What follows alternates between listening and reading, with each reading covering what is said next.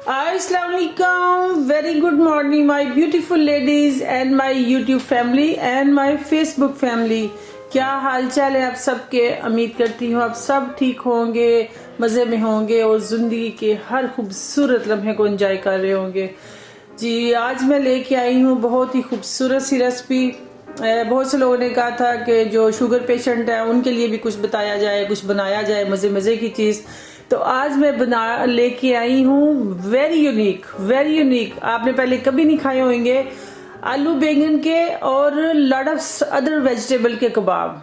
तो ये sugar patient खा सकते हैं, हार्ट पेशेंट खा सकते हैं, डाइट करने वाली बच्चियां खा सकती हैं। कबाब के कबाब एंड डाइट की डाइट। तो चलिए शुरू करते हैं। इसमें कौन कौन सी चीज़ें डलेंगी मैं आपको पहले दिखा देती हूँ। इसमें बैंगन है, आलू है और उसके बाद इसमें अनियन है, ग्रीन वाले रेगुलर अनियन, और इसमें है ओटमील। इसमें हम ब्रेड क्रम्ब बिल्कुल नहीं डालेंगे, इसमें हम डालेंगे ओटमील।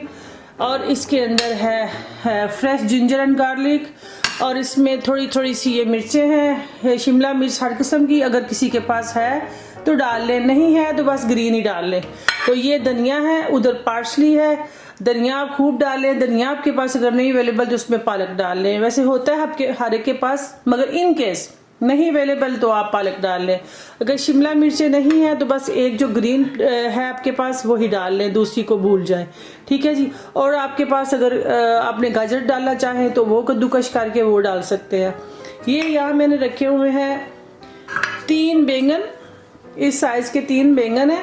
तो साथ इसमें तकरीबन आधा किलो पोटैटो डालेंगे, आलू डालेंगे, ठीक है जी। तो अब हम इसको पील ऑफ करके, इसको मैं छील के तो इसको मैं कर लूँगी इसमें चॉपर के अंदर चॉप कर लूँगी और बॉईल करेंगे। हम पोटैटो को बॉईल करेंगे। तो इसमें जो स्पाइस डलनी है वो मैं आपको बताती हूँ, ठीक है जी। चलिए आप स्पाइस की तरफ चलते हैं। इसमें जाएगा सूखा धनिया कुटा हुआ, जो जीरा है साबुत, सूखी मेथी एंड क्रश मिर्चें हैं 2 टीस्पून, मगर आप अपनी चीज़ों के हिसाब से डालेंगे। इधर हम आते हैं, नमक है, सूखा धनिया और ज़ीरा पिसा हुआ जो मैं ब्राउन करके करती हूँ। उसके बाद ये है अनारदाने का पाउडर 1 टीस्पून। उसके बाद है ये कचरी पाउडर 1 टेबलस्पून भर के, और कम ज़्यादा आप कर सकते हैं, आपकी अपनी चॉइस है, ठीक है जी। तो एक चीज़ और मैं आपको दिखाती हूँ, और ये 2 टेबलस्पून आपने भर के डालना है चपली कबाब का मसाला, ठीक है जी। अगर आपके पास है ठीक है, नहीं है तो इट्स ओके, आपकी मर्जी है, मगर ये डाल लेंगे तो मज़ा ज़्यादा आएगा। चले अब मैं करने लगी हूँ इसको, पोटैटो को बॉयल, और ये जो है बैंगन जो है इसको मैं छील के तो मैं इसको चॉपर में चॉप कर लूँगी, ठीक है जी। किसी के पास चॉपर नहीं है तो हाथ से बारीक बारीक जैसा कीमा होता है वैसे आप कर लें। और इसको मैं जो ओटमील है इसको भी मैं पाउडर बना लूँगी, जिसमें आप गरम मसाला वगैरह पीसते हैं उसमें, क्योंकि हम ब्रेड क्रम्स नहीं डालेंगे। जो लोग शुगर पेशेंट है उनको आपको पता है ब्रेड जो है अलाउ नहीं होती, ब्रेड रोटी जो है ना वो जौ की खानी होती है। तो इसलिए क्योंकि शुगर वालों के लिए बना रही हूँ तो बिल्कुल फिर उनके हिसाब से ही बनाना चाहिए। तो मैं इसमें ये डालूंगी ओट का आटा बना के, ब्रेड क्रम्ब नहीं डालूंगी, ठीक है जी। तो चले अब चलते हैं कुकिंग की तरफ। मैं उसको चॉप करती हूँ और साथ में बॉईल करती हूँ पोटैटो, तो फिर आपके सामने आती हूँ लेके। तब तक के लिए आप भी चीज़ें वगैरह सारी इकट्ठी कर लें, ठीक है जी। मिलते हैं अभी छोटी सी ब्रेक के बाद। चले जी, अब मैं इसको चॉप करने लगी हूँ बैंगन्स को, तो फिर 1 सेकंड लगना है बस। चलें जी, मैंने ये पोटैटो एंड बैंगन को मैंने ग्राइंड कर लिया। ग्राइंड करके थोड़ा सा पानी इसमें होता है वो मैंने इसको निचोड़ के इस तरह हाथ से सक्रेलों का निचोड़ते हैं वो मैंने फेंक दिया।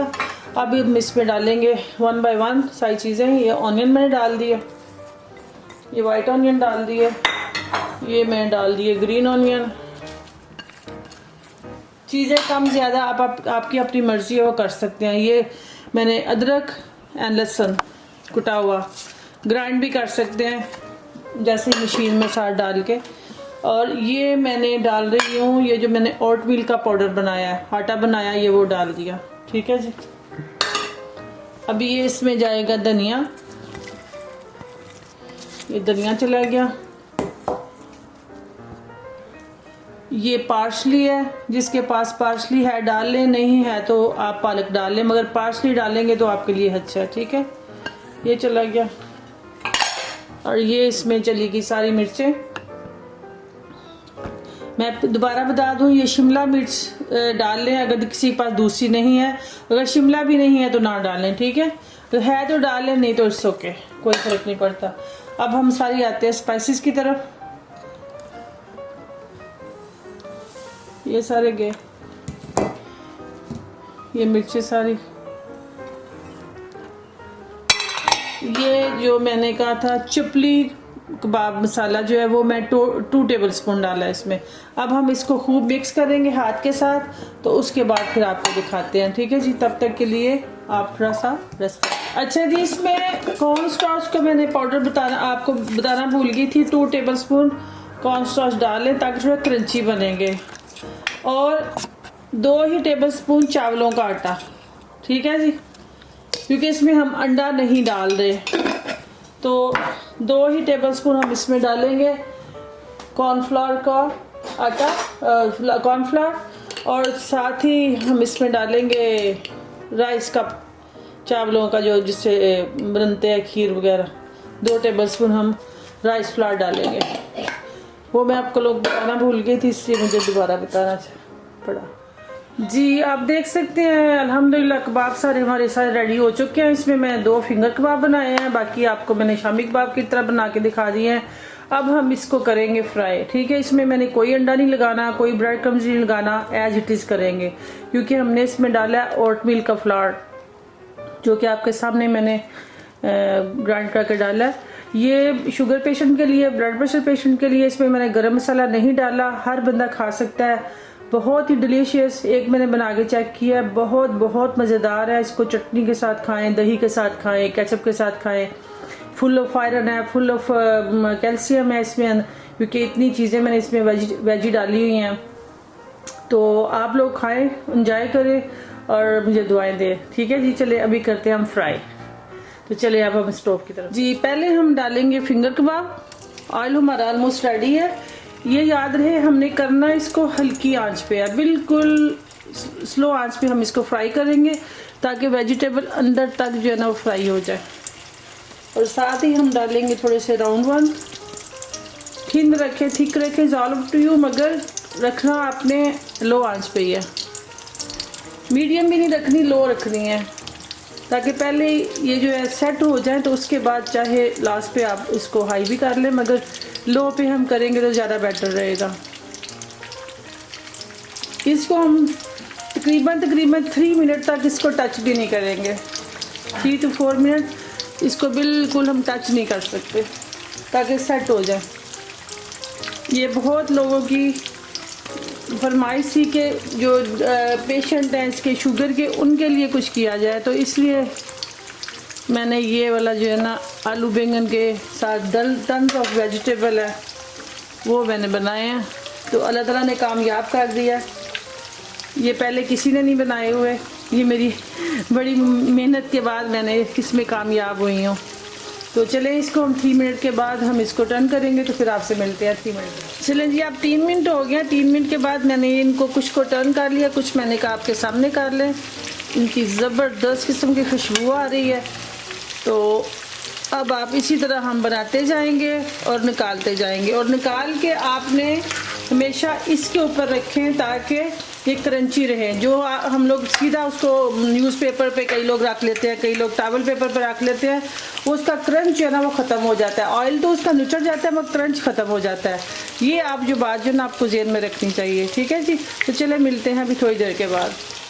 चलें जी, ये एक बैच हमारा रेडी हो चुका है। ये देखें माशाल्लाह बहुत ही खूबसूरत क्रंची ये रेडी हो चुका है। अब हम इसका दूसरा बैच डालेंगे, तो फिर मिलते हैं बाकी सब कुछ करने के बाद टेबल पे मिलते हैं, ठीक है जी। तो मिलते हैं एक छोटी सी ब्रेक के बाद। चलें जी, अल्हम्दुलिल्लाह हमारे कबाब रेडी हो चुके हैं। आप देख सकते हैं ये थोड़ा सा कलर इनका इस डार्क ही होता है, क्योंकि बैंगन है। आपको पता है बैंगन में जब थोड़ा सा पानी टच करता है तो उसके कलर डार्क हो जाता है, उसकी आपने वरी नहीं करनी। और सेकंड थी मैं आपको ये बता दूं कि अगर जो कोई नई बच्चियां बनाना चाहेंगी, अगर उनको लगे कि उनसे टूट रहे हैं कबाब, 1-2 बना के देख लें। अगर उनको लगेगा कबाब टूट रहे हैं तो उसमें आप अंडा मिक्स कर लें, या अंडे की कोटिंग करके तो ऊपर ब्रेड क्रम्ब लगा सकती हैं। ठीक है। ये जो न्यू कमर लड़की है मैं उनके लिए बता रही हूँ, जो एक्सपर्ट माम्स हैं उनकी तो कोई बात नहीं, वो हैंडल कर लेती हैं।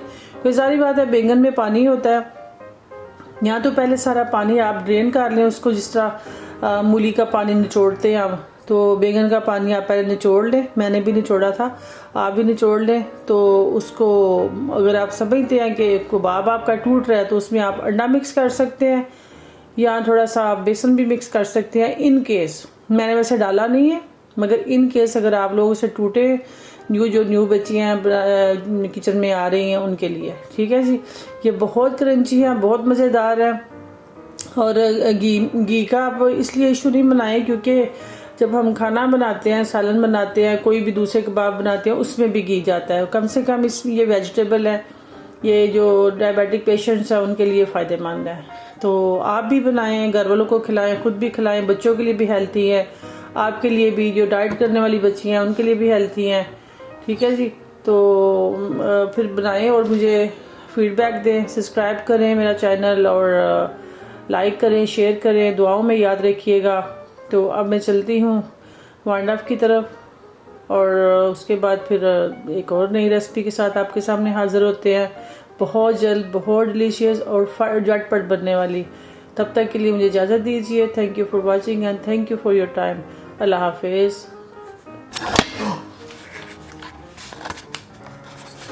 नहीं हुआ अभी तक।